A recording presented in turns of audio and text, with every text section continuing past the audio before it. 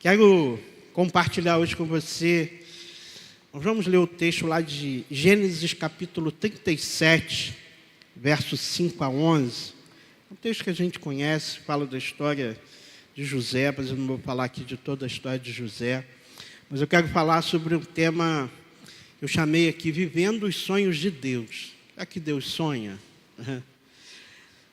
Será que os sonhos de Deus são os nossos sonhos? Então, a gente vai falar um pouquinho sobre isso. É importante sonhar? Que sonhos são esses? E nós vamos basear aqui essa palavra nesse verso aqui, desse capítulo 37, de 5 a 11, que conta um pouco aqui a história de José. Nós conhecemos aí um pouquinho da história de José. O texto diz assim, ó: certa vez José teve um sonho, e quando o contou aos seus irmãos, eles passaram a odiá-lo ainda mais. Ouçam o sonho que tive, disse eles. Estávamos amarrando os feixes de trigo no campo, quando o meu feixe se levantou e ficou em pé, e os seus feixes se ajuntaram ao redor do meu e se curvaram diante dele. Meus irmãos lhe disseram: então você vai reinar sobre nós? Quer dizer que você vai nos governar? E o odiaram ainda mais por causa do sonho e do que tinha dito. Depois teve outro sonho e o contou aos seus irmãos. Tive outro sonho, dessa vez o sol, a lua e as 11 estrelas se curvaram diante de mim. Quando contou ao pai e aos seus irmãos, o pai o repreendeu e lhe disse: que sonho foi esse que você teve? Será que eu, sua mãe, os seus irmãos, viremos a nos curvar até o chão diante de você? Assim os seus irmãos tiveram ciúmes dele. O pai, no entanto, refletia naquilo. Até aí. Eu disse, eu quero pensar aqui com os irmãos sobre sonho, né? E nós sabemos que a palavra sonho tem alguns significados, né? Porque eles gostam de doce, tem até um doce chamado sonho. Mas não é sobre isso não, tá, Sandra? A gente vai falar. Porque existe o sonho que nós conhecemos, né? Quando você dorme um pouquinho, você sonha. E eu fiz uma pesquisa aqui, que esse sonho ele é visto por 3 perspectivas diferentes. Por exemplo, a perspectiva científica, porque para a ciência o sonho faz parte de um processo fisiológico. Existe uma perspectiva psicológica. Aqui o sonho não é apenas um ruído cerebral, mas uma mensagem do nosso inconsciente. Então, para a psicologia, está relacionado ao inconsciente. E existe uma perspectiva espiritual, né? Ou simbólica. Muitas culturas e tradições interpretam os sonhos como mensagens de algo além do eu, ou seja, além do físico, né? Nós vamos ver aqui que José ele teve sonhos. Sonhos, no caso de José, que foram sonhos que Deus revelou a ele. José é alguém que tinha bastante sonhos, é alguém que tinha uma especialidade em Deus de interpretar os sonhos também, né? Nós vamos ver que isso foi importante na própria trajetória dele lá no Egito. Mas uma coisa que nós precisamos entender é que nem todo sonho ele é um sonho necessariamente espiritual, necessariamente uma revelação de Deus. E tem gente que sonha e fica tentando entender uma perspectiva espiritual naquele sonho. Às vezes, a maioria das vezes, o sonho não tem nada a ver com uma revelação de Deus. Mas Deus pode se revelar pelos sonhos? Claro, a Bíblia, ela mostra isso várias vezes, né? Até ímpios que tiveram sonhos que eram de Deus e tinham um propósito. Como é que um ímpio pode ter um sonho de Deus? A gente viu o Faraó não teve um sonho, ele não soube interpretar. Então, foi um sonho de Deus que teve um propósito que culminou aí na questão de José. Então, nem todo sonho é um sonho de Deus. Nem tudo aquilo que a gente sonha, Deus está falando alguma coisa. Então, às vezes isso se torna muito místico, a gente precisa tomar cuidado com isso, né?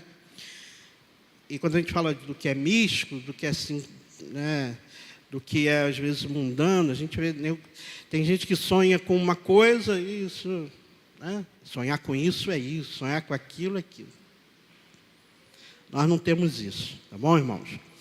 Mas quando nós pensamos na palavra sonho, existe o sonho num outro sentido, né? O sonho no sentido de um projeto de vida, onde nós saímos da biologia, do sono, e entramos no campo da motivação e do propósito.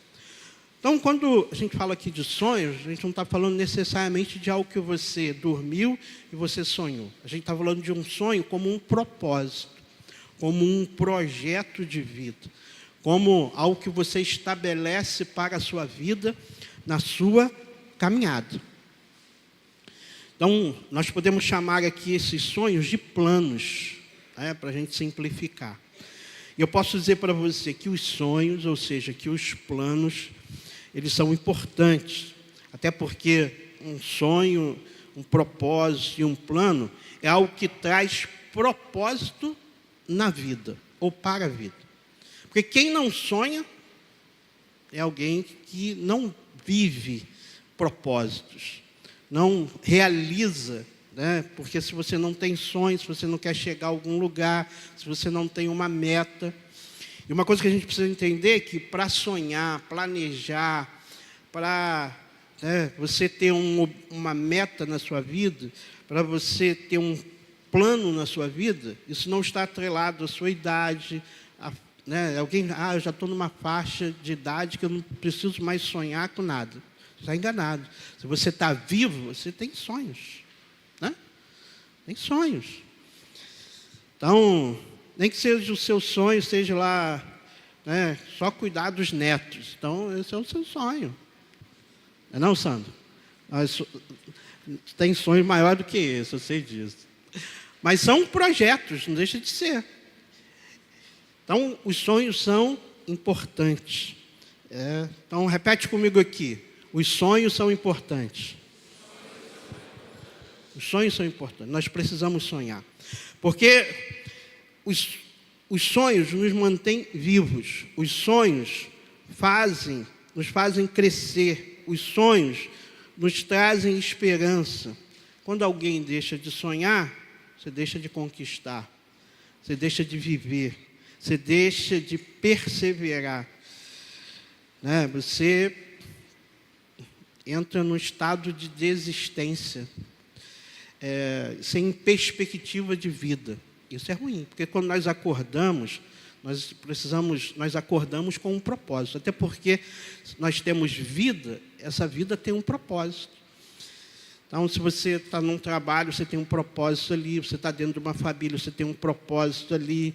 Né? Se você conhece pessoas, Deus tem um propósito através da sua vida. Nós não acordamos por nada. Nós não vivemos por um acaso. Não, irmãos. Nós vivemos, somos movidos e precisamos ser movidos por propósitos. Mas a gente está falando da gente, né? E quando a gente fala de Deus, será que Deus tem sonhos? E, logicamente, quando eu falo desse sonho, eu não falo desse sonho de dormir, até porque a Bíblia diz que Deus nem dorme, né? Nem cochila. Então, esse sonho ele não pode ter. Não é não? Imagina Deus dormindo, não dá, né? Eu lembro do texto lá, quando Elias enfrenta os profetas de Baal, né? Que a Elias faz aquele desafio, e arma lá, né, aquele altar, coloca lenha, nós vamos orar, e se vocês orarem e cair fogo do céu, eu pedir a Baal, então Baal é Deus de verdade. Se eu orar e cair fogo do céu, Deus de Israel, Deus de verdade. Lembra disso aí? A Bíblia diz que os profetas de Baal gritaram, se cortaram, fizeram tudo. E Elias ainda foi debochado. Fala mais alto, que deve estar dormindo, né? Tem que acordar Baal, né? E nada aconteceu porque realmente Deus é um só. E Elias fez uma única oração e o fogo desceu e lambeu tudo. E o nosso Deus, quando a gente fala de sonhos, não falo desse tipo de sonho. Eu falo exatamente de propósitos. Até porque Deus tem sonhos para a minha vida e para a sua vida. Deus tem planos para a minha vida e para a sua vida. Deus tem propósitos para realizar na minha vida e na sua vida. A palavra diz assim: porque sou eu que conheço os planos que tenho para vocês, diz o Senhor. Planos de fazê-los prosperar e não de causar dano. Planos de dar a vocês esperança e um futuro. Esses são os sonhos de Deus, os planos de Deus para a minha vida e para a sua vida. Então podemos afirmar que Deus tem sonhos, Deus tem planos para mim e para você. E uma coisa que a gente precisa entender é que os planos de Deus, eles necessariamente não anulam os nossos sonhos. Os planos de Deus necessariamente não anulam os nossos planos. Por quê? Primeiro que a gente vê, por exemplo, pessoas que são instrumentos nas mãos de Deus e que realizaram os seus sonhos. Biblicamente tem isso, eu vejo Lucas, né? Lucas era um médico. E ser um médico naquele contexto não era algo fácil. Demandava muito estudo, muito diferente daquilo que nós vivemos hoje. E Lucas, apesar de ser médico, apesar de ter uma profissão reconhecida, importante, ele se tornou um grande evangelista, um grande homem de Deus. Certamente a medicina, através da medicina, ele abençoou muita gente. Ele foi um instrumento nas mãos de Deus. Então, talvez o sonho dele na sua vida era ser um médico. E ele concretizou isso. Mas Deus usou aquilo que ele tinha para que os planos dele, de Deus, também se cumprissem sobre a vida dele. Mas eu já vi o contrário. Eu já recentemente, um ano mais ou menos, eu conversei com um pastor e ele contava a sua experiência para mim de conversão. E ele se converte, ele estava na faculdade de medicina, se eu não me engano, em Brasília. E ele, quando se converte, ele entende claramente um chamado de Deus para o ministério. E ele falou que ele deixou a medicina, abandonou, trancou a faculdade, e foi fazer o seminário, e se tornou um pastor, hoje pastoreia uma igreja, né? Como ele mesmo falou, arrumou um problema grande com o pai dele, né? Porque o pai dele não esperava isso. Mas era o plano de Deus para ele. E o plano de Deus interrompeu o plano que ele tinha para ele. Então, por isso que eu digo que, necessariamente, aquilo que Deus tem para nós vai interromper os planos que nós temos para a nossa vida, porque isso pode, de fato, acontecer. O grande desafio é conhecer os planos de Deus para a nossa vida. E Deus tem planos para você.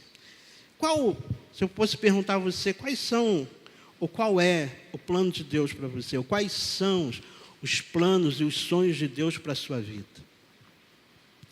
Nós vamos ver alguns exemplos bíblicos. Por exemplo, Deus chamou Abraão para que ele fosse, através dele, se estabelecesse uma grande nação, que através dele nascesse lá o filho da promessa. Deus chamou a Noé, o plano que Deus tinha para Noé de construir a arca. Deus chamou o apóstolo Paulo para fazer dele o apóstolo dos gentios. Então, Deus chamou pessoas de fato com um propósito. E isso não é diferente na minha vida e nem na sua vida. O que eu posso dizer para você é que quando Deus nos chama, Ele de fato vai nos sustentar. E a gente vai ver isso aqui pelo exemplo desse sonhador chamado José.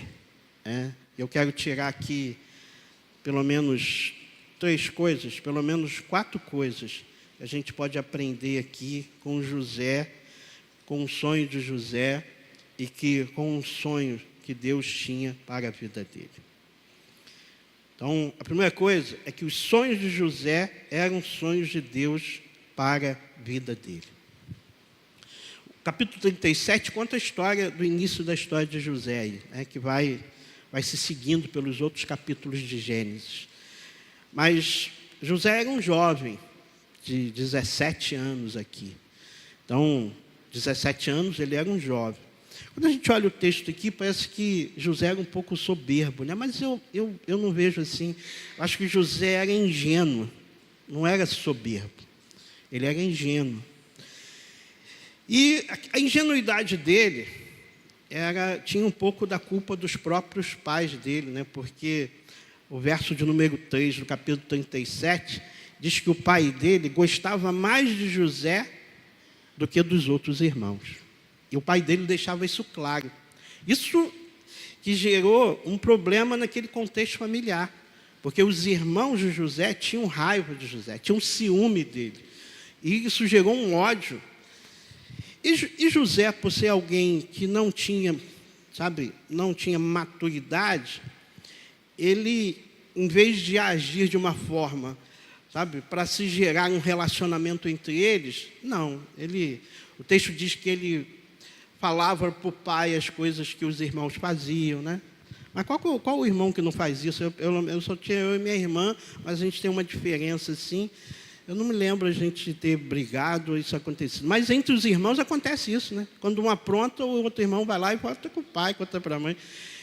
E José não era diferente. Quando os irmãos dele aprontavam, de repente os outros se uniam assim, não fala nada para o pai. Aí José ia lá e contava. E a gente vai perceber que José, ele era alguém que estava tão ingênuo que ele teve 2 sonhos, e ele contou os 2 sonhos de uma forma muito natural, primeiro para os irmãos, e depois para os irmãos e o pai dele. Sonhos que era exatamente a interpretação que os irmãos e depois o próprio pai deu. Será que nós vamos nos dobrar diante de vocês? Será que você vai nos governar? Naquele contexto, José com 17 anos, ele era o mais novo ali. Isso seria o improvável para acontecer na vida de José. Mas eu quero dizer para você que os sonhos de Deus para nós são coisas muitas vezes improváveis. Como é que Deus vai fazer isso comigo? Às vezes não é um sonho. Eu já falei aqui para os irmãos que Deus tem sonhos para nós que nós nem sabemos às vezes, né? Que necessariamente não são os nossos sonhos. José não sabia que isso ia acontecer, logicamente. Ele não tinha o entendimento e a dimensão daquilo que Deus estava falando para ele, de maneira nenhuma. Mas José guardou o sonho no coração. Quer ver? Bota aí para mim Gênesis 42, 6 a 9. José era governador daquela terra, e era ele que vendia grãos a todos os povos. Por isso, quando os irmãos de José chegaram, curvaram-se diante dele, com o rosto em terra. 7. José reconheceu seus irmãos, logo que os viu, mas agiu como se não os conhecesse. Lhes falou asperamente: de onde vocês vêm? Eles responderam: da terra de Canaã, para comprar comida. 8. José reconheceu seus irmãos, mas eles não o reconheceram. Veja aí o 9. Lembrou-se então dos sonhos que tivera a respeito deles, ele disse. Aí disse: vocês são espias, vieram para ver onde a nossa terra está despojada. Mas eu quero destacar: lembrou-se então dos sonhos que tiveram. Então, ele guardou o sonho no coração dele. Amém, querido? Então, se Deus tem sonhos para a sua vida, isso fique guardado no seu coração. Amém? E se a gente identifica o sonho, como é que eu vou viver esse sonho? Segunda coisa, como viver os sonhos de Deus? E a gente pode aprender isso com José, né? O que José fez? Apesar das circunstâncias adversas, apesar dele muitas vezes não entender o que estava acontecendo, ele acreditou e confiou no Senhor. Então a gente sabe que José foi vendido, né, pelos seus irmãos. Ele foi parar lá no Egito e foi parar na casa de Potifar como um escravo. Ele teve um sonho que ia governar sobre a sua família. Então, como é que ele foi parar lá? Ele podia ter chutado o balde. Ele podia, né, estava longe da sua família, perto de ninguém. Agora mesmo que eu vou viver aquilo que eu quero. Nem isso ele podia fazer, que ele era um escravo. Então, ele se manteve firme, ele perseverou mesmo na adversidade. Mesmo que ele não estava entendendo aquilo que estava acontecendo. Isso serve para nós, porque às vezes nós temos, Deus se revela a nós, Deus gera no nosso coração um sonho, nós entendemos o plano de Deus, mas quando as coisas não acontecem como a gente quer, tem muita gente que desiste do sonho. Tem muita gente que acha que Deus desistiu da gente, que Deus não vai poder cumprir aquilo na nossa vida. Mas José não, ele se manteve confiante e dependendo do Senhor. E as coisas para José só pioraram, né? Porque ele foi levado escravo para a casa de Potifar. Na casa de Potifar aconteceu aquela situação que a mulher dele, a mulher de Potifar, se insinuou para José, e José disse: eu não posso fazer isso, eu não posso pecar contra o meu Deus. E depois, aquela situação toda que a mulher agarra lá a roupa dele, ele sai, quando o marido chega, ela culpa ele, ele foi preso. Então, ele não tinha culpa nenhuma. Em vez da situação melhorar, a situação só piora. Mas ele se mantém firme. Até que o faraó tem um sonho, lembra? Ele estava na cadeia, lá na prisão, ele interpretou os sonhos dos 2 homens que estavam lá, um padeiro, um copeiro, que um ia morrer e outro ia retornar para o cargo.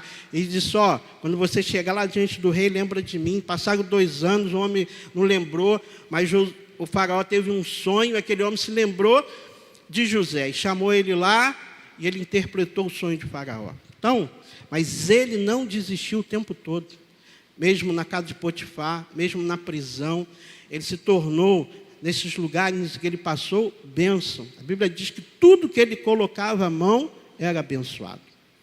Porque assim nós precisamos viver. Isso é fé, né, irmão?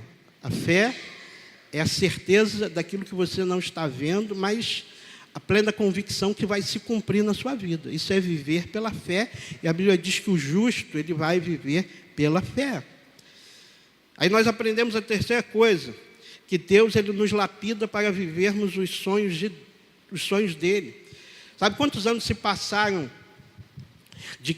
do sonho que José teve até isso se cumprir, ele se tornar governador do Egito? 13 anos. Mas muitas vezes nós achamos que as coisas têm que acontecer logo, né? Deus fez uma promessa para Abraão, que ele seria pai de uma grande nação, mas ele tinha que ter um filho. 25 anos demorou para que ele pudesse ter um filho. Estou dizendo que a tua bênção vai demorar 25 anos, mas eu estou falando que Deus, ele trabalha com processos. Ele nos prepara para que possamos viver os propósitos e os sonhos dele. 4º lugar, quando os sonhos de Deus estão se cumprindo em nossa vida, certamente ele vai deixar marcas por onde nós passamos. Apesar de toda a questão adversa de José, nós vemos que José, ele deixou marcas por onde ele passou. Apesar dele ser escravo, ele deixou marca na casa de Potifar. Eu já li um comentário que dizia que Potifar, certamente, ele não acreditou na mulher dele. Ele colocou uma dúvida, porque se ele tivesse certeza do que José tinha feito com a mulher, ele tinha mandado matá-lo. Ele era um escravo, e Potifar era um general do exército. Mas ele mandou prender só José. Porque José é alguém que testemunhava. Alguém que abençoou a casa dele, tornou a casa dele próspera. Na prisão, ele se manteve próspero.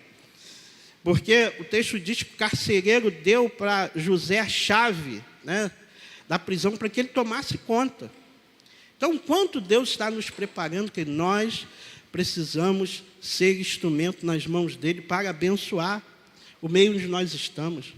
Porque, às vezes, nós queremos o resultado muito, muito rápido das coisas, né? A gente quer que as coisas aconteçam no nosso tempo, mas as coisas não acontecem no nosso tempo. Mas enquanto Deus está nos preparando, nós precisamos continuar servindo, sendo instrumento, confiantes, sabe? Temendo, perseverando, exercendo a nossa fé, na certeza de que aquilo que Deus tem para nós vai se cumprir. Nós vamos deixar um rastro de bênção. Amém, querido? Nós precisamos viver isso. E José foi um instrumento na sua família. Porque José foi governador do Egito numa época de fome tremenda. E a família dele só não morreu porque ele estava ali no governo. E a gente sabe que ele trouxe depois toda a sua família para lá. E através dessa família nós somos abençoados, que é através de Jesus. Então, quando nós buscamos viver os sonhos de Deus, nós, por onde passarmos, nós vamos ser bênção. Nós vamos ser instrumento nas mãos do Senhor. Então, quero deixar aqui para você, para que você pense sobre isso. Eu sei que você tem sonhos, você tem planos, você tem projetos, e todos nós, como eu disse aqui no início, todos nós temos.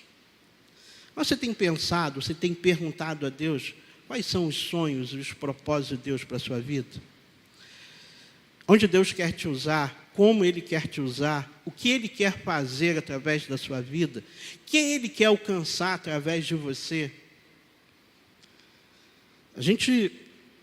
O fato de sermos de Cristo, de estarmos numa comunidade de fé, a gente não foi chamado apenas para participar do culto. Essa é a parte de bênção, né? Mas nós fomos chamados para servir. Para servir. A palavra nos diz assim, lá em Romanos, capítulo 12, verso 2. Não se amoldem ao padrão deste mundo, mas transformem-se pela renovação da sua mente, para que vocês experimentem a boa, agradável e perfeita vontade de Deus. É isso que Deus tem. Provérbios 19, 21 diz assim, muitos são os planos do coração do homem, mas o que prevalece é o propósito do Senhor. É o propósito do Senhor. Por isso que a gente tem falado aqui, sobre a palavra de Jesus, onde diz que nós precisamos buscar, em primeiro lugar, o reino de Deus e a sua justiça. E buscar o reino de Deus e a sua justiça é buscar viver os planos e os propósitos de Deus na nossa vida. Na nossa vida. Eu volto a dizer, nós não estamos aqui à toa. Nós não estamos nesse mundo à toa. Nós não estamos onde estamos à toa. Deus tem um propósito claro para mim e para você. Mas será que nós estamos vivendo esse propósito? Ou será que nós estamos distraídos com tantas coisas e nós não estamos perceptíveis aquilo que Deus já está falando, daquilo que Deus quer fazer através da sua vida e da minha vida? Nós estamos aí no início do ano, né? E a gente precisa pensar nisso. Porque senão a gente vai viver mais um ano, apenas passando o ano, passando o tempo. Tem uma frase que eu nunca esqueço da irmã Tabita, que ela diz, não importa quanto tempo vamos passar juntos, mas importa o que nós vamos fazer juntos. Não importa quanto tempo nós vamos viver. A gente pode viver até os 150. Mas o que nós vamos construir? O que nós vamos fazer? E que Deus vai fazer através da nossa vida? Jeremias, vou repetir, 29, 11, porque sou eu que conheço os planos que tenho para vocês. Diz o Senhor, planos de fazê-los prosperar e não de causar dano. Planos de dar a vocês esperança e um futuro. O desafio é que você pergunte ao Senhor, né? Qual é o sonho dele para você? Você está vivendo o sonho dele? E uma das coisas erradas que muitas vezes o homem faz é dizer para Deus, Deus, eu não quero viver os teus sonhos, eu quero viver os meus sonhos. Aí não sei se você vai conseguir viver os teus sonhos. Mas se você disser para Deus, Deus, eu quero viver os teus sonhos, eu quero dizer para você que você vai viver os sonhos de Deus e os seus sonhos também, porque é isso que Deus faz. Amém? Glória a Deus.